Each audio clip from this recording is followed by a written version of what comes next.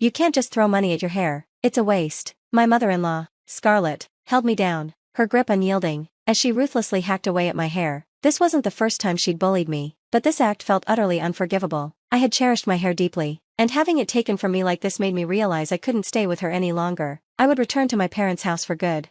3 days after moving back, I received a call from my husband. His voice was laced with fury. How long do you plan on staying at your parents' house? It's your fault mom got hit by a car. I couldn't understand how my being at my parents' house had anything to do with that, but I reluctantly made my way to the hospital where Scarlett had been taken. As he explained, you left without doing anything at home. Because of that, mom had to go shopping, and on her way, she got hit by a car. Now she's paralyzed from the waist down. And what does that have to do with me? It does. You should take care of her. Absolutely not. There's no way I'm doing that.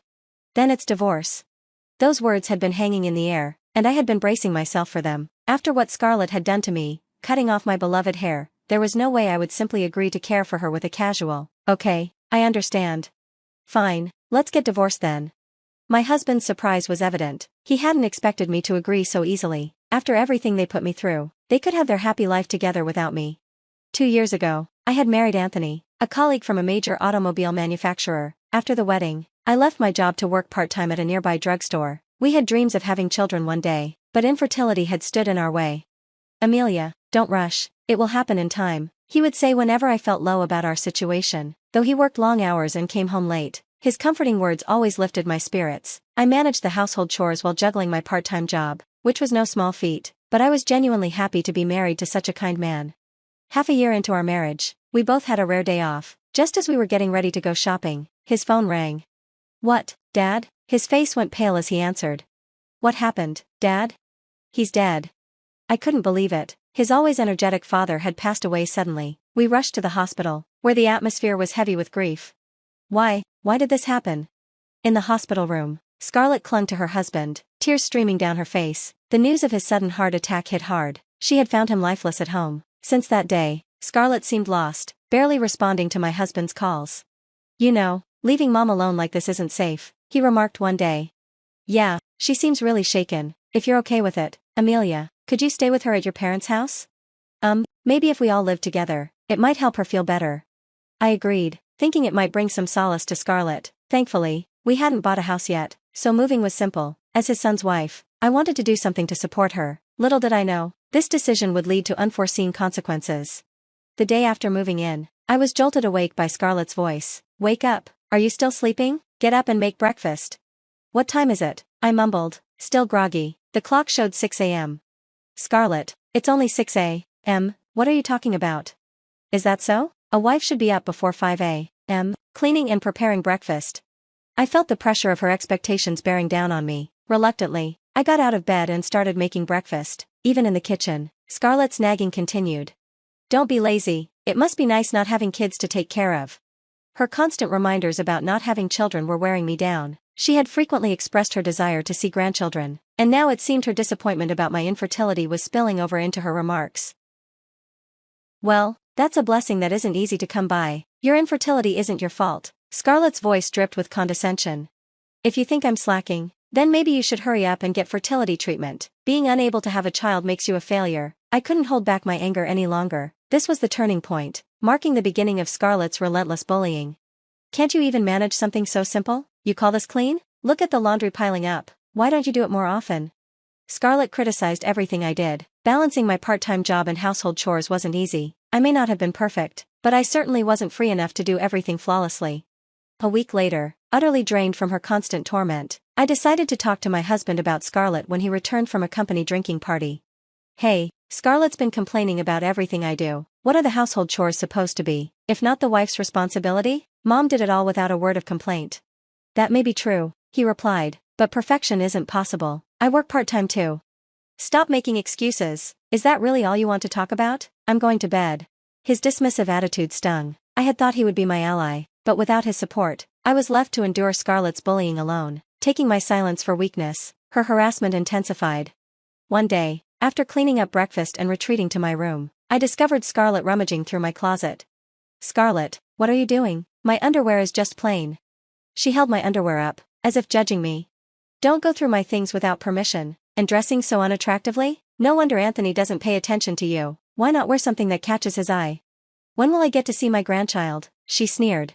The question hung in the air like a heavy weight. She didn't need to say it. Every conversation eventually circled back to her desire for grandchildren. I wanted children too. I was undergoing fertility treatments, longing for a baby without anyone understanding the pain I felt. Scarlett's harsh words pierced through me, leaving me speechless.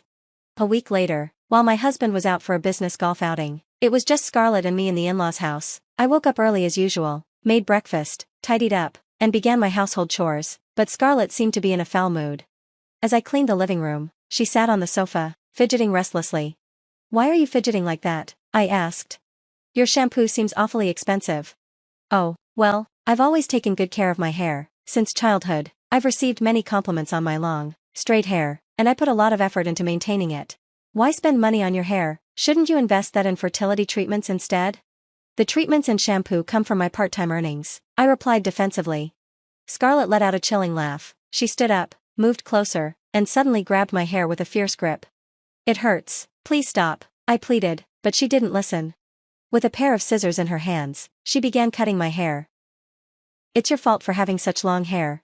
As she continued snipping away, I realized my once proud locks were reduced to the length of a man's. Tears streamed down my face as I stood there in shock, watching Scarlett return to her room with a malicious smile. In an instant, my pride and beautiful hair were gone, everything I had worked so hard to maintain, wasted. I couldn't bear it any longer. I packed my things and sent a message to my husband. "I'm going back to my parents' house for a while." With that, I rushed out of the in-laws' house. I would never forgive Scarlett. As I made my way back to my parents' house, I was consumed by a burning hatred for her. 3 days later, in the middle of a weekday, my husband called. "Hey, how long are you going to stay at your parents'? You need to come back soon." He hadn't reached out since I left, and now he was demanding my return. "I'm not coming back." Scarlett cut my cherished hair. "I don't want to see her face again, and I plan to stay away for a while." When I firmly told my husband that I didn't want to return, he exploded with rage. "Your hair doesn't matter." His sudden, loud voice made me pull the phone away from my ear. "What's wrong with you? Mom had an accident. Come back quickly." Even though the thought of facing Scarlett filled me with dread, I felt compelled to go to the hospital upon hearing about her accident. After about an hour, I arrived at the hospital and entered the room to find Scarlett lying in a bed, connected to a breathing machine. "What have you been doing all this time?" My husband noticed my arrival and immediately began to berate me. "It's your fault. Mom had to go shopping and got hit by a car. If you hadn't gone back to your parents' house, this wouldn't have happened." How unreasonable. What did Scarlett getting hit by a car have to do with me? I wanted to retort, but the sight of her terrible condition rendered me speechless. It looked like she had undergone major surgery. Her body was wrapped in gauze, and there were abrasions everywhere. "Excuse me, are you family?" A doctor entered the room, presumably to explain Scarlett's condition. "Yes," my husband replied, his voice shaky. "Scarlett has sustained severe injuries to her lower body. There's a possibility of paralysis if the nerves are damaged. Unfortunately, complete recovery is unlikely." "Is there nothing that can be done?" I asked, desperation creeping into my voice. "Unfortunately, there is nothing more we can do." Hearing this, my husband collapsed to the ground, burying his face in his hands. About 30 minutes later, Scarlett woke up. "Why am I in the hospital?" "Mom, thank goodness you're awake. You were hit by a car and brought here. More importantly, can you move your legs? Can you?" "I can't move them." "Why?" It seemed that, as the doctor had warned, Scarlett had lost sensation in her lower body. Seeing her condition, my husband turned his fury on me again. "It's all your fault. You have to take care of Mom now." "Wait a minute, why should I be the one to take care of her?" "Yes, it's tragic that she had a terrible accident and is now paralyzed, but I've suffered so much at Scarlett's hands." "Divorce?" "Absolutely not. How heartless can you be? Scarlett is in such a terrible state, and you won't even care for her." "If you won't, then let's get a divorce."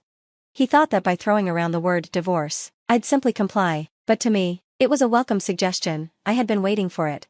"Sure, I have no problem with getting divorced."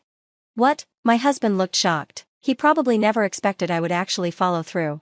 "But you only work part-time, right? You don't earn much. Can you survive?"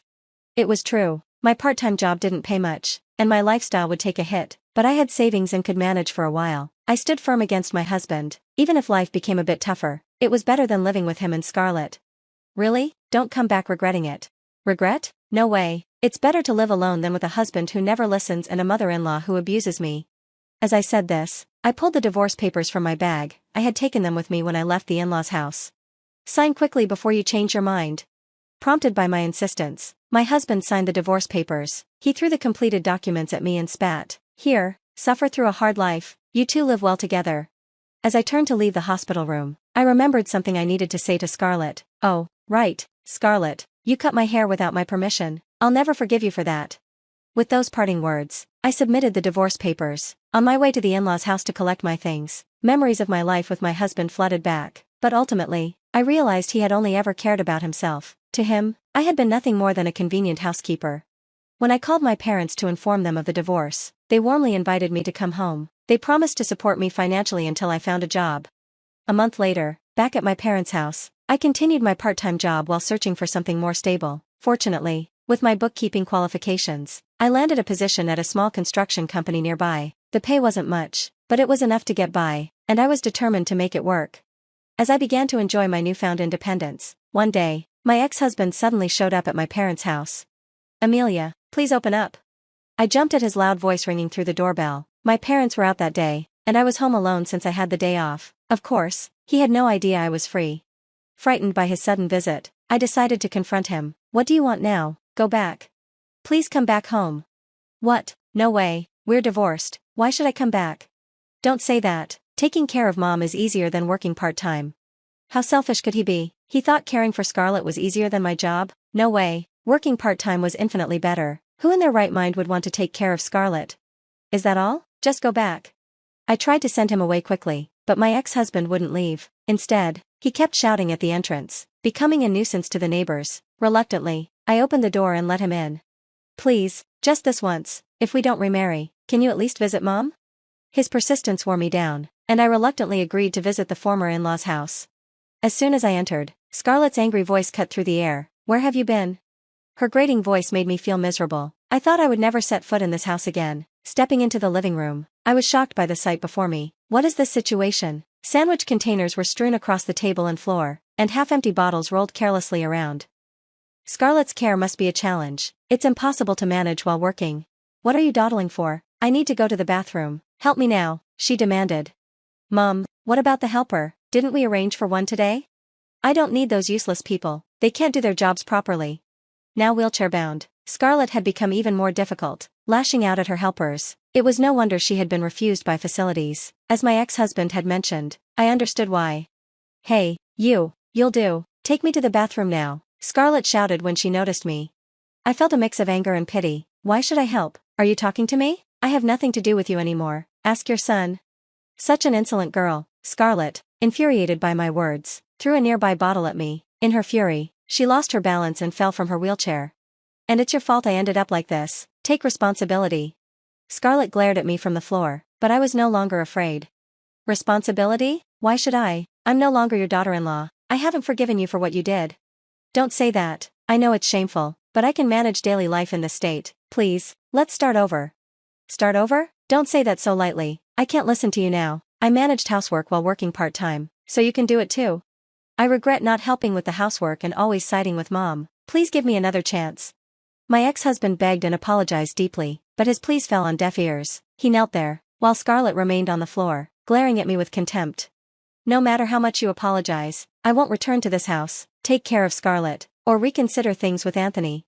"Really? Such a heartless wife. Don't you feel sorry for me?" Scarlett spat back, still unable to grasp her situation. "Yeah, I don't feel sorry for you. This is your responsibility now. I'm leaving." "Wait." My ex-husband desperately tried to stop me, but I was fed up. I turned to him. "If you keep following me, I'll call the police for stalking, and if you come to my parents' house again, I won't hesitate to report you." With that, my ex-husband fell silent. I hoped this would deter him from bothering me again. They were reaping what they had sown. After treating me poorly, they should be forced to live with the consequences of their actions. Since then, my ex-husband hadn't unexpectedly visited my parents' house, and I was finally living peacefully. I grew accustomed to my job and even found a new boyfriend. My personal life was flourishing.